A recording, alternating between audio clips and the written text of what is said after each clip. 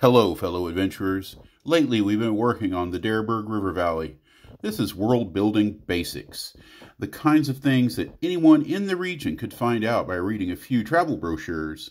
As a DM, these are some of the things it helps to know before developing plot lines and hooks to occupy your PCs. Information breeds opportunity. We're not trying to answer every single question about the city. That's impossible. We're just trying to add a little color to the world. Today, we're going to focus on government. Before we start, feel free to get the stuff out of the way. What stuff? Come on, don't make me say it. Okay, hit the like button. Talk to me in the comments. If you haven't, please subscribe. However, if you don't do any of those things, I'm still glad you're here. Please remember to take this video for what it is. Just me spewing out a few ideas that apply to my unique situation. We're talking about the city of Malice today, so maybe you'll want to add the whole city to your world as I describe it. More likely, you'll latch on to one or two concepts and adapt them to something you're already working on. Now, Malice is a city of 75,000. There is a distinct upper class of nobility, middle class of mostly merchants, artisans, and industrial moguls, and there is a significant lower class of peasants, urban poor, and the rural serfs. Finally, there is a not free class that I'm not allowed to talk about on YouTube. Using the S word tends to freak out the almighty algorithm, and I need it on my side. The government is an autocracy, and is pretty harsh. The Lord Baron Francis Worthington has led the city for a decade, along with a council of ministers drawn from previous adventuring companions.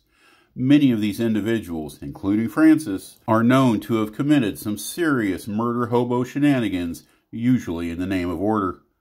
Malice and the surrounding communities exist under strict laws and regulations, all carrying severe punishments for violators. So here's our first and possibly biggest cultural difference between the Vale and the Valley.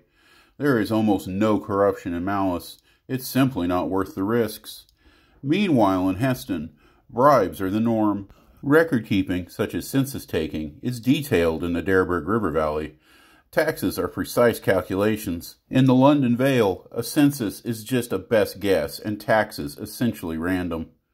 However, buried in the information above is a profound similarity. Francis would never claim the title of king, for there is only one king, the king on the mountain. Instead, he uses the title Baron, a common designation of royalty in this region of northern Marikoth. Go back a few generations, and he can justify the rank. He shares blood with the noble families of the London Vale, as do many of the local lords in and around Malice. This often carries with it the holy protections granted to such rulers. That said, their foreign policy isn't all that friendly. They regularly support those who would harm the North. Every few years, they sponsor raids of orcs against the Heston Authority. As the marauding southern tribes grow restless, Malice will let them winter in their lands. They'll feed them and give them shelter. When the temperatures warm up, they send them on their way. Relations with the Delta Coast are only marginally better. They will trade, but only sparsely, as no one ever seems to be able to keep to the agreed-upon contracts. Not only do they ignore quotas, trader and smuggler seem synonymous terms among the foreigners. And just for the record, since I don't plan on getting too deeply into economy on this one, trade out of the valley is mostly bricks, made cheaply by all that unpaid labor we're not talking about. Other exports include murga, something like rice, but looking more like lima beans, murga wine, olive oil, and flax. Now, just because these guys are sticklers for order and prone to acts of extreme violence, it doesn't mean they're the bad guys. Sure, they might have a few friends from out of town, like literal devils from hell. And Francis might have once executed a guy for failing to pick up after his dog pooped on the sidewalk, but he also throws some really nice dinner parties. Okay, fine. In most campaigns, these are going to be the bad guys. But they don't have to be in yours. They can be loyal allies and potentially great friends, if you're not prone to breaking the rules, that is. You never have to worry if they're going to honor a contract, and they're even punctual. Yes, they occasionally interact with devils, And they are fine with that thing about owning people. I guess what I'm getting at is you can make a land ruled by people like this a big old dilemma for your players. You can make it even harder on them if they're actually involved in politics by making sure the bad guys are always ready to compromise. But that's all thoughts for another time. Today, we're just doing some political background for the city, and we ran out of time really quickly.